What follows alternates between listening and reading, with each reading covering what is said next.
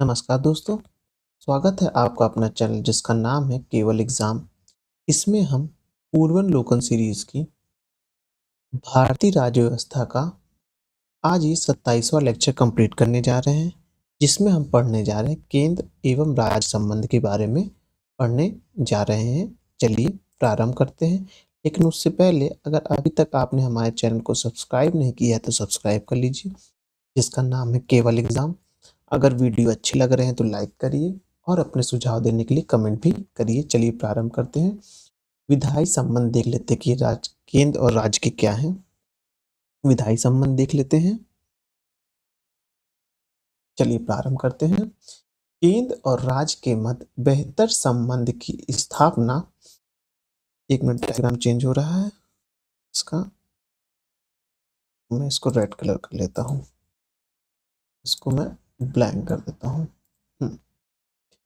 केंद्र और राज्य के मध्य बेहतर संबंधों की स्थापना के लिए उनके मध्य विधायी, प्रशासनिक एवं वित्तीय संबंधों का वर्णन संविधान के भाग 11 एवं 12 में किया गया है। यानी केंद्र राज्य संबंध का उल्लेख संविधान के कौन से भाग में है? वो भाग आप देखेंगे 11 और 12 मिलेंगे।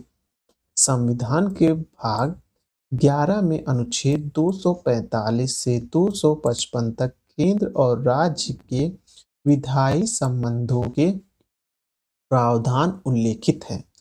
अनुच्छेद 245(1) के अनुसार संसद भारत के संपूर्ण राज्य क्षेत्र या उसके किसी भाग के लिए विधि बना सकेगी और किसी राज्य का विधानमंडल संपूर्ण राज्य या उसके किसी भाग के लिए विधि बना सकता है।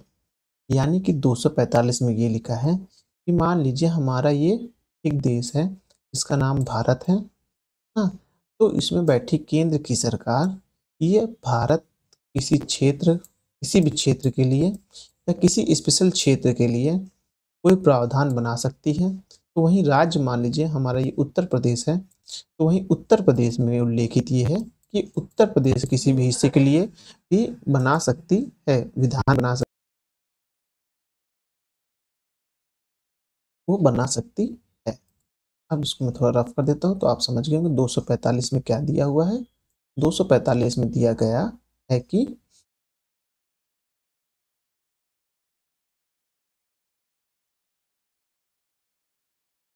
राज्य और केंद्र अपना कहाँ कहाँ कानून बना सकती है।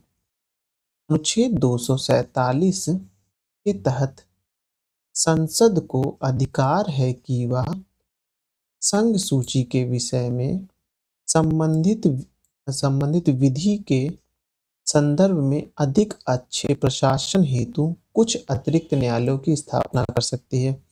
संविधान के अनुच्छेद 246 के तहत केंद्र एवं राज्य के मध्य विधायी शक्तियों के बंटवारे के लिए 3 सूची, संघ सूची, राज्य सूची और समवर्ती सूची को संविधान की 7वीं अनुसूची में वर्णित किया गया है। तो 7वीं अनुसूची में किस आर्टिकल से स्टार्ट होता है? वह आर्टिकल 246 है। 246 में क्या उल्लेखित है? केंद्र के सब्जेक्ट हैं, सेंट्रल के सब्जेक्ट हैं और समवर्ती सूची के विषय हैं। संविधान के अनुच्छेद 248 के अनुसार अवशिष्ट विधायी शक्तियां संघीय संसद को सौंपी गई हैं। 248 में क्या लिखा है? अवशिष्ट शक्तियां किसके पास है? अवशिष्ट शक्तियां आप देखेंगे कि संघीय संसद के पास है।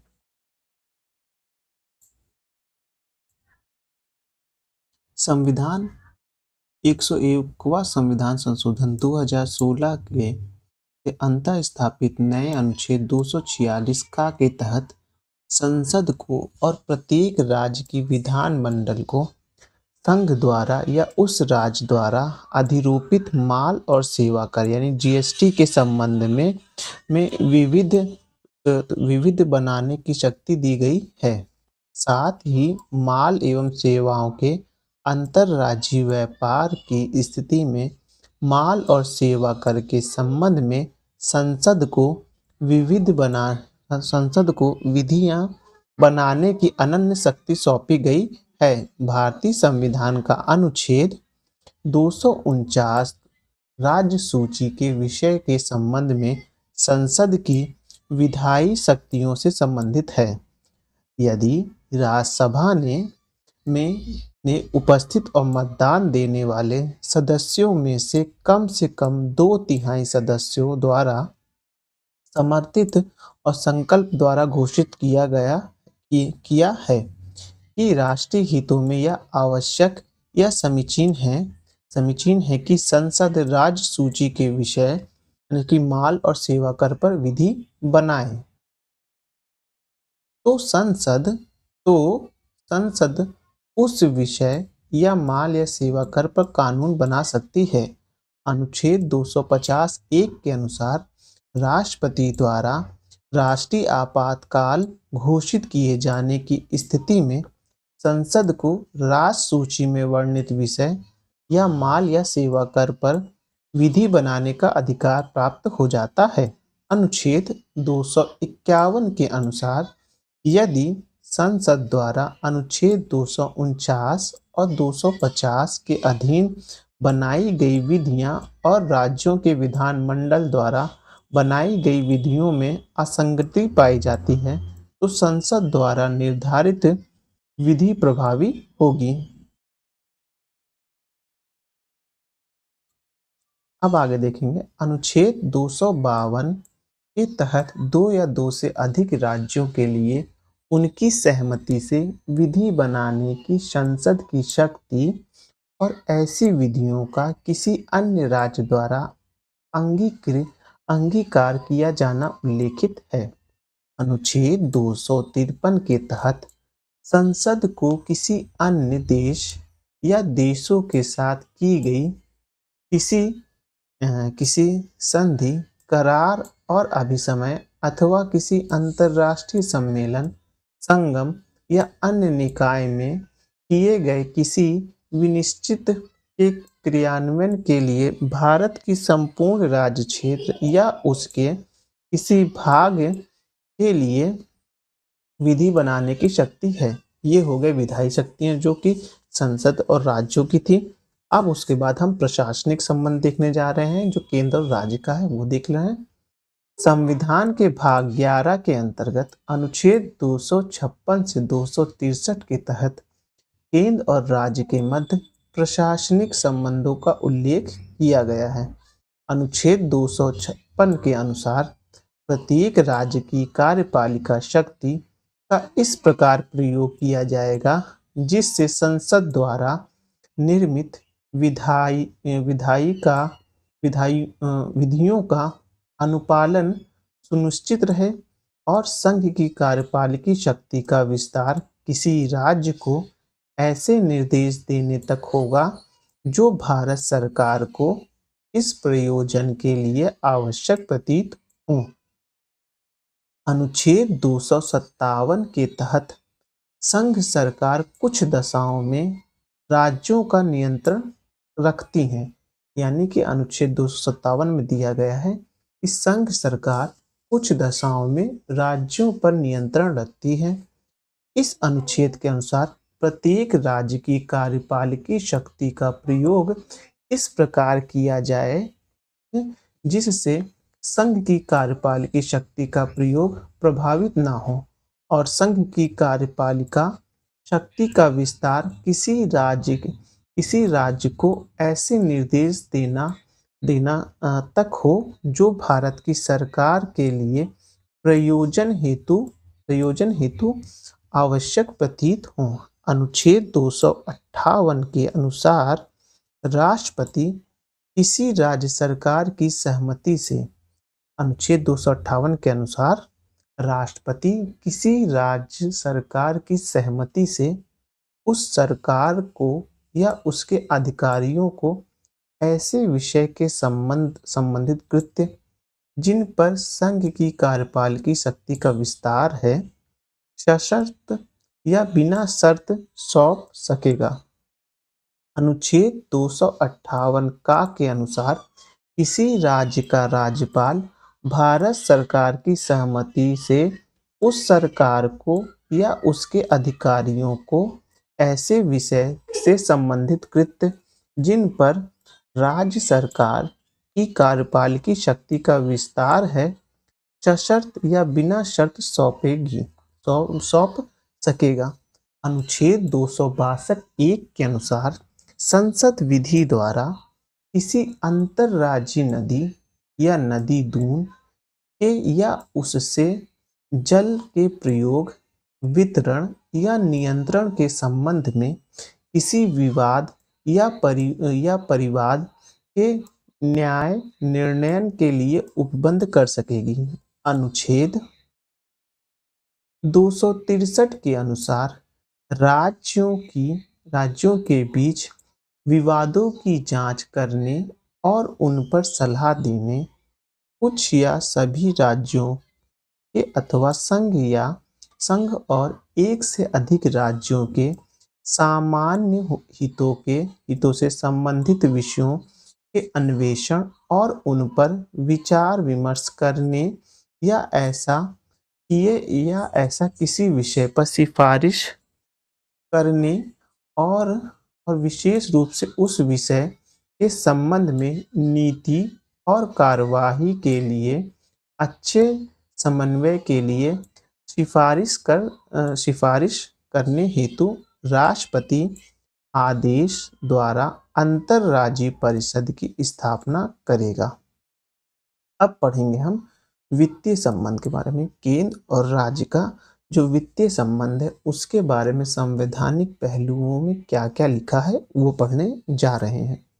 अब हम पढ़ेंगे कि संविधान के भाग 12 के अंतर्गत अनुच्छेद 268 से 281 के तहत केंद्र तथा राज्य सरकार के मध्य राजस्व का वितरण संबंधित प्रावधान किए गए हैं। अनुच्छेद 265 के अनुसार कोई कर विधि के प्राधिकार से ही अधिरोपित या संग्रहित की जाएगा, यानी कि कोई जो कर लगेगा वह किस माध्यम से लगेगा, वह केवल विधि के माध्यम से लगेगा, अन्यथा नहीं लगेगा। अनुच्छेद 266 के तहत भारत और राज्य की संचित निधि और लोक लेखा का उल्लेख किया गया है, यानी कि आर्टिकल 266 के तहत भारत और राज्य की संचित निधि और लोक निधि का उल्लेख किया गया है। ये आर्टिकल 266 याद रखिएगा। 2021 या 2022 यूपीपीसीएस प्रीलिम्स में इससे क्वेश्चन आया था, तो इसको ध्यान रखिएगा कि अनुच्छेद 266 में क्या लिखा है, वह राज्य की संचित निधि और केंद्र की संचित निधि के बारे में उल्लेख है। अनुच्छेद 267 एक के तहत संसद विधि द्वारा भारत की आकस्मिकता निधि की स्थापना करेगी, यानी कोई ऐसी निधि जहां कभी बहुत अचानक कोई जरूरत आ जाए तो उसमें से पैसा निकाला जा सके। अनुच्छेद 267(2) के तहत राज्य विधानमंडल विधि द्वारा राज्य की आकस्मिक निधि की स्थापना कर सकेगा। अनुच्छेद 268 में संघ द्वारा उद्ग्राहित किए जाने वाले किंतु राज्य द्वारा संग्रहित और नियोजित और विनियोजित किए जाने वाले शुल्क अनुच्छेद मतलब कि जो 268 में लिखा है कि संघ द्वारा लगाए गए, उद्गित मतलब लगाए गए, और किंतु राज्य द्वारा उसको संग्रहित किए गए कर के बारे में उल्लेख है। वही अनुच्छेद 269 में संघ का उद्गृत और संग्रहित किंतु राज्य को सौंपे जाने वाले कर का उल्लेख है, मतलब कि जो सेंटर के पास जो कर आएगा उसमें से जो राज्य को बंटवारा किया जाएगा उसका उल्लेख है। तो अनुच्छेद 269 का में अंतरराज्यीय व्यापार और वाणिज्य के अनुक्रम में माल और सेवा कर यानी कि जीएसटी का उद्ग्रहण और संग्रहण यानी कि है, मतलब कि अनुच्छेद 269 में अंतरराज्यीय व्यापार में या वाणिज्य में क्या है वो कहते हैं, उसमें जो जीएसटी के बारे में उल्लेख है। अनुच्छेद 270 में उद्ग्रहित कर और उनका संग्रह और राज्यों के बीच वितरण तथा अनुच्छेद 271 में और कुछ शुल्कों और करों पर कुछ शुल्कों और करों पर संघ के प्रायोजन के लिए अधिभार संबंधित उपबंध हैं। अनुच्छेद 275 के तहत कुछ राज्यों को संघ से अनुदान की व्यवस्था की गई है। संविधान 101वां मतलब कि संविधान संशोधन अधिनियम 2016 के अंतः स्थापित नए अनुच्छेद 279 का के तहत माल और सेवा कर परिषद संबंधित प्रावधान किए गए हैं। अनुच्छेद 280(1) के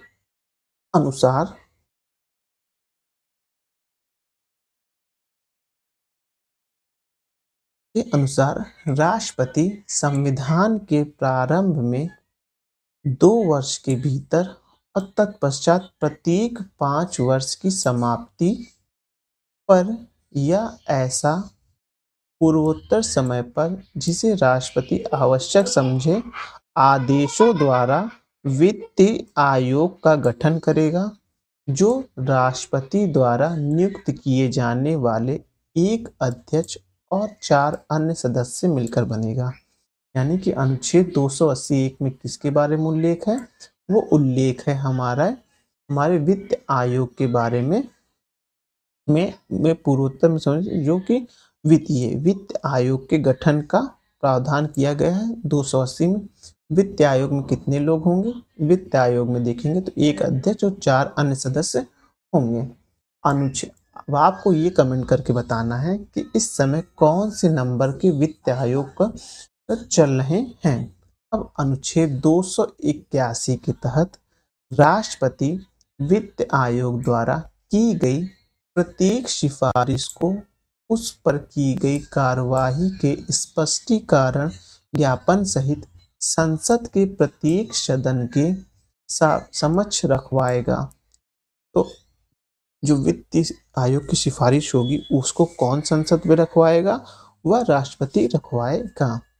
केंद्र राज्य संबंध पर विचार करने के लिए न्यायमूर्ति R.S. सरकारिया की अध्यक्षता में जून 1983 में एक आयोग का गठन किया गया था। बी शिवरामन तथा S.R. सेन इसके अन्य 2 सदस्य थे। इस आयोग ने जनवरी 1988 में अपनी रिपोर्ट सौंपी थी। केंद्र राज्य संबंध से संबंधित अन्य आयोग और समितियों में राजमन्नार समिति 1969 तथा पुंछी आयोग 2007 शामिल हैं।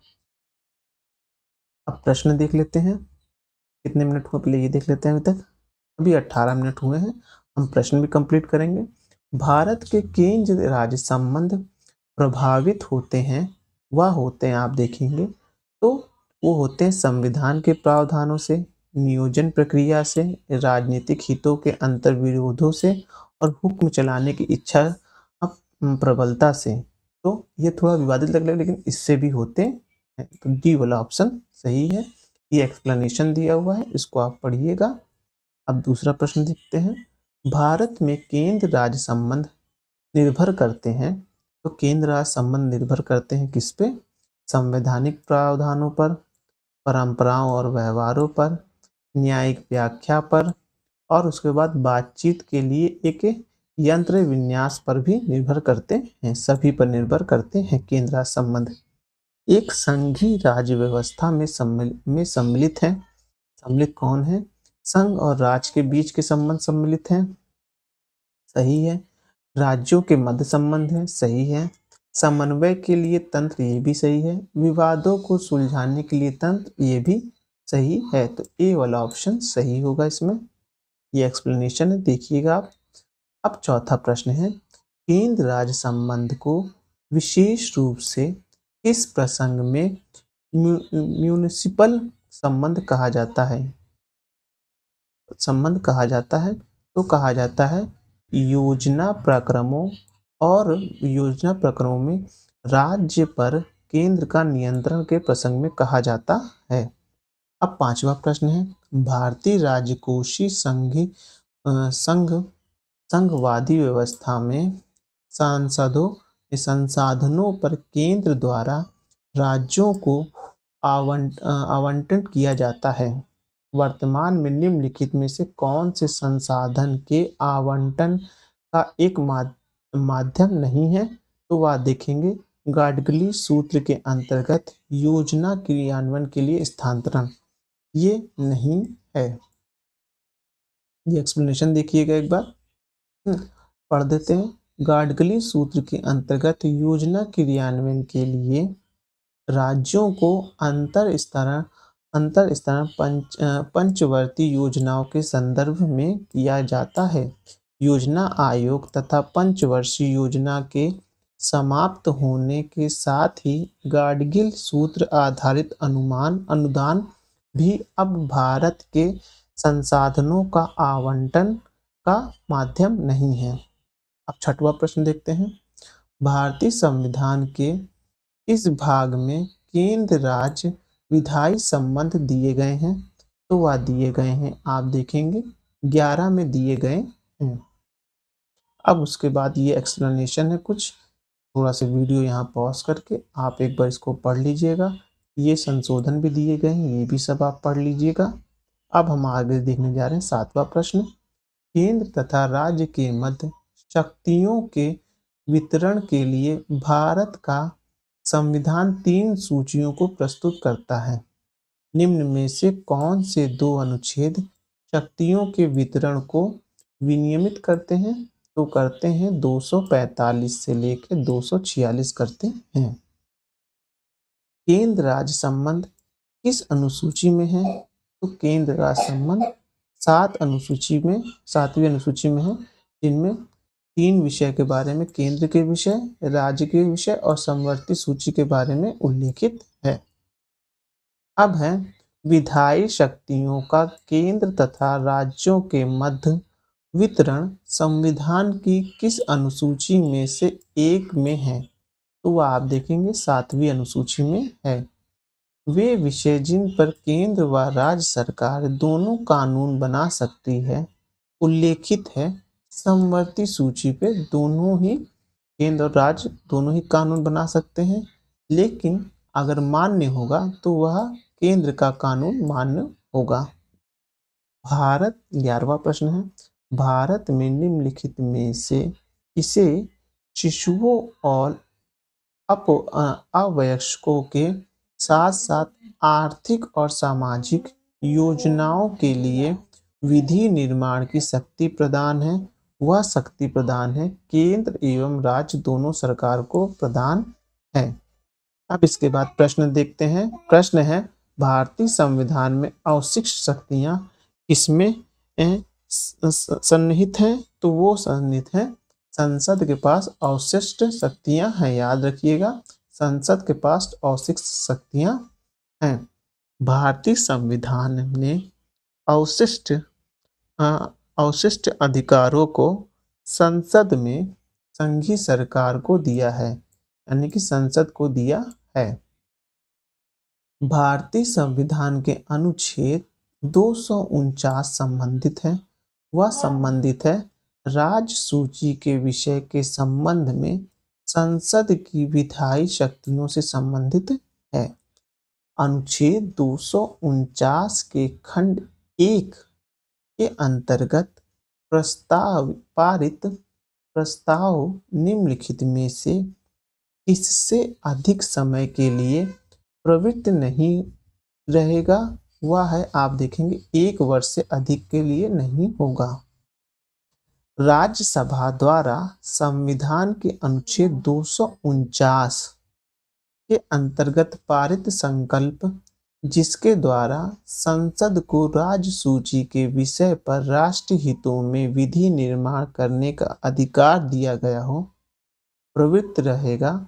वह रहेगा, आप देखेंगे 1 वर्ष से अधिक नहीं रहेगा।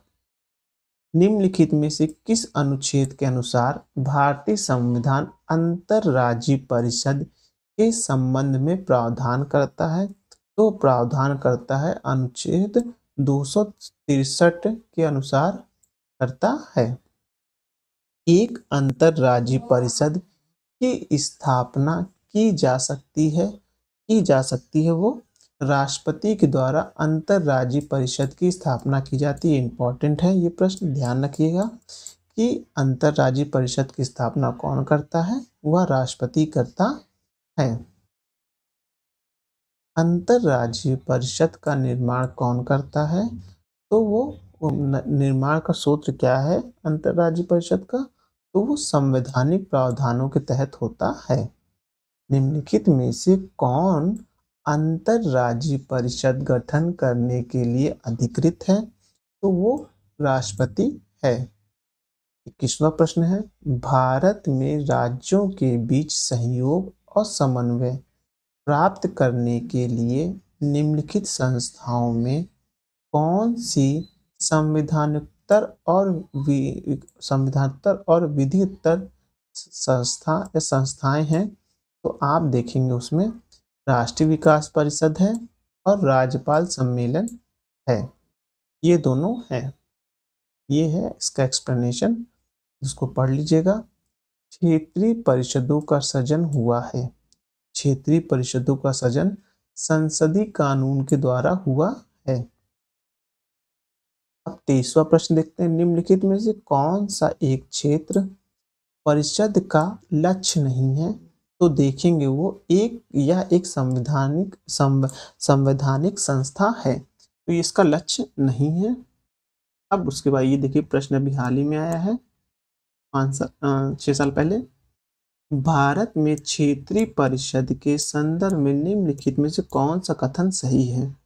तो आप देखेंगे परिषदें भारतीय संघीय व्यवस्था के उपसंघीय सूत्रों के रूप में कार्य करती हैं, सही है।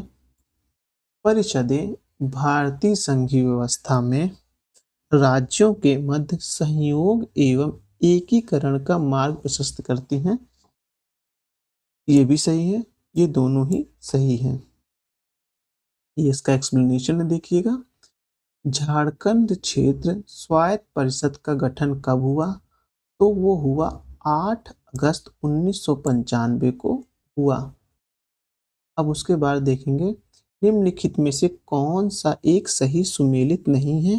तो देखेंगे नदी बोर्ड एक्ट 1970 का जो है वो सुमेलित नहीं है, क्योंकि ये है 1956 का एक्ट है, बल्कि अंतर्राज्यीय पानी के झगड़े में केंद्रीय संसद के अधिनिर्णय में शक्ति भारतीय संविधान के अनुच्छेद 262 सही है। अंतर्राज्यीय जल विवाद अधिनियम 1956 ये भी सही है। लेकिन जो नदी बोर्ड एक्ट 1970 दिया ये गलत है, क्योंकि नदी बोर्ड एक्ट 1956 का है और राष्ट्रीय जल नीति 1987 की ये भी सही है। सरकारीय आयोग निम्नलिखित संबंधों में से किसकी समीक्षा हेतु स्थापित किया गया? तो वह किया गया केंद्र और राज्य के संबंध के लिए किया गया। ये प्रश्न देखिए कई बार आ चुका, 16, 8, 6। निम्नलिखित में से कौन सरकारीय आयोग का सदस्य था? तो आप देखेंगे सरकारीय आयोग के सदस्य कौन थे? डॉक्टर SR सेन हैं। निम्न में से किस वर्ष सरकारीय आयोग जिसे केंद्र राज्य संबंध में परिवर्तन के संतुष्टि का अधिकार दिया गया था, जो अपना प्रतिवेदन जमा किया था, वह उसमें से ये वाला ऑप्शन 2 उपयुक्त में से कोई नहीं या एक से अधिक है। अब है सरकारीय आयोग की सिफारिशों का संबंध है, वह संबंध देखेंगे आप केंद्र राज्य के पारस्परिक संबंध से संबंधित है। ये देखिए फिर वही संबंध जो पीसीएस प्री में आया था क्वेश्चन, वही देखिए ये सब पीसीएस प्री में भी आया है, आरओ में भी आया है, यूपीएस पीसीएस मेंस में आया, झारखंड पीसीएस में आया। तो ये सरकारीय आयोग याद रखिएगा, थोड़ा इंपॉर्टेंट होता है। इसको मैं हटा देता हूँ। अब है कथन और कारण के प्रश्न हैं। हाँ, सरकारिया कमीशन की सिफारिशों के अनुसार अनुच्छेद 356 का प्रयोग कम से कम होना चाहिए। क्योंकि जिन राजनीतिक दलों ने केंद्र में सरकार बनाई उन्हें अनुच्छेद 356 का दुरुपयोग किया है, तो ये बात सही है, इसीलिए यह कहा गया है। अब है किस आयोग ने स्थानीय स्थानीय अंतरराज्यीय परिषद, जो अंतर सरकारी परिषद के नाम से जानी जाती, की स्थापना का समर्थन किया? वह सरकारिय आयोग ने किया। अब उसके बाद देखते हैं निम्नलिखित में से कौन से आयोग सिफारिश की समिति पर भारत के अंतरराज्यीय परिषद की स्थापना की गई है? वह है सरकारिय आयोग है। निम्नलिखित में से कौन भारत में संघ राज संबंध से संबंधित नहीं है? तो वह संबंधित नहीं है। इंद्रजीत गुप्ता समिति जो है वह संघ राज संबंध से संबंधित नहीं है। वह जो इंद्रजीत गुप्ता समिति का वह चुनाव सुधार एवं जनप्रतिनिधि अधिनियम 1951 में संशोधन के सुझाव से संबंधित है, बल्कि केंद्र राज संबंध से संबंधित है सरकारिय आयोग, राजमन्नार आयोग, पुंछी आयोग, ये सब संबंधित हैं, ये ध्यान रखिएगा। तो इस प्रश्न का उत्तर क्या हो गया? इंद्रजीत समिति हो गया, क्योंकि नहीं पूछ रहा है। अब कथन कारण के प्रश्न है। केंद्र राज्य संबंध का पुनर्विचार की मांग बढ़ती रही है, क्योंकि राज्यों के पास विकास कार्य के लिए पर्याप्त साधन नहीं है। तो ए वाला ऑप्शन जो है उसमें सही होगा। अब हम देखने जा रहे हैं अभिकथन और कारण देखने जा रहे हैं। राज्यों की कार्यपालिका शक्ति का प्रयोग संसद के कानून तथा राज्यों में लागू कानून का अनुपालन सुनिश्चित करने हेतु होता है। अपनी कार्यपालिकी शक्ति का प्रयोग करके भारत सरकार राज्यों को आवश्यक निर्देशन दे सकती है। तो कौन वाला ऑप्शन सही होगा? ए वाला ऑप्शन इसमें सही होगा। भारत के संविधान के निम्नलिखित अनुच्छेदों में से किसके अनुसार प्रत्येक राज्य की कार्यपालिका शक्ति का प्रयोग इस प्रकार प्रयोग किया जाए कि संघ की कार्यपालिकी शक्ति के प्रयोग में कोई अड़चन ना हो, उस पर कोई प्रतिकूल प्रभाव ना पड़े? तो कौन सी है? अनुच्छेद 257 है। अब उसके बाद देखेंगे भारतीय संविधान का कौन सा भाग केंद्र और राज्य के मध्य वित्तीय संबंधों का विवरण प्रस्तुत करता है? तो वह प्रस्तुत करता है भाग 12 करता है वित्त से संबंधित। बाकी भाग 11 में क्या है? प्रशासनिक और विधायक शक्तियों के बारे में है। वहीं जो 12 में है, भाग 12 में, वह वित्तीय संबंधों से संबंधित है। ये देख लीजिए। भाग 10 अनुसूचित और जनजाति से है। भाग 11 केंद्र राज्य संबंध विधायी और प्रशासन से। अनुच्छेद 12 वित्तीय संपत्ति संविदाएं और वाद से है। 13 में भारत के राज्य क्षेत्र के भीतर व्यापार वाणिज्य एवं समागम से संबंधित है। अब प्रश्न है केंद्र सरकार तथा राज्य के मध्य आर्थिक संबंधों की विवेचना की गई है, वह की गई है, आप देखेंगे 268 से 281 के बीच की गई है। अब है भारत के संविधान में किस अनुच्छेद में करों को केंद्र द्वारा लगाया तथा एकत्रित किया जाता है, लेकिन केंद्र और राज्य के बीच वितरित किया जाता है? वह अनुच्छेद 270 में उल्लेखित है। अब है भारत में वित्तीय सौदे पर स्टाम्प शुल्क क्या होता है? वो राज्य सरकार द्वारा लगाया वसूला जाता है। गलत है ये। जो वित्त स्टाम्प शुल्क का विनियोजन संघ सरकार के द्वारा किया था, ये भी गलत है। तो क्या होगा? दोनों सही होगा। एक्सप्लेनेशन पढ़ लेते हैं। अनुच्छेद 268 के अनुसार ऐसे स्टाम्प शुल्क जो संघ सूची में वर्णित है यथा संघी सूची के प्रविष्ट 91 में वर्णित वित्तीय सौदे पर स्टाम्प शुल्क उन्हें संघ द्वारा लगाया एवं उद्धृत यानी कि लेविडाइड जाता है, किंतु उन्हें राज्य सरकार द्वारा संग्रहित और विनियोजित किया जाता है। अब है प्रश्न, भारत में शेयर बाजार तथा फ्यूचर्स बाजार में हुए लेन देन पर कर कौन लगाता है? वह लगाता है संघ द्वारा लगाया जाता है। भारत में कर निर्दिष्टीकरण के संवैधानिक प्रावधानों के तहत निम्न में से कौन सा कर है जो पूरी तरह से राज्यों द्वारा लगाया व वसूला जाता है? वह भू राजस्व कर है। क्या संविधान के अंतर्गत भारतीय संघ के राज्य विदेशी ऋण लेने की शक्ति रखते हैं? तो नहीं, ऐसा नहीं है। अब उसके बाद हम देखेंगे, हाँ, भारत सरकार को कृषि आय पर कौन समनुदेशित करता है? वह करता है आपका भारत का संविधान करता है। केंद्र एवं राज्य के बीच वित्तीय विवादों से निपटने हेतु मुख्य एजेंसी कौन सी है? वह है सर्वोच्च न्यायालय है। अब है निम्नलिखित करों में से किसके अंतर्गत व्यक्ति द्वारा देय पूर्ण धनराशि संविधान द्वारा सीमित कर दी जाती है? वह देखेंगे व्यापार, व्यवसाय एवं वित्तीय कर द्वारा की जाती है।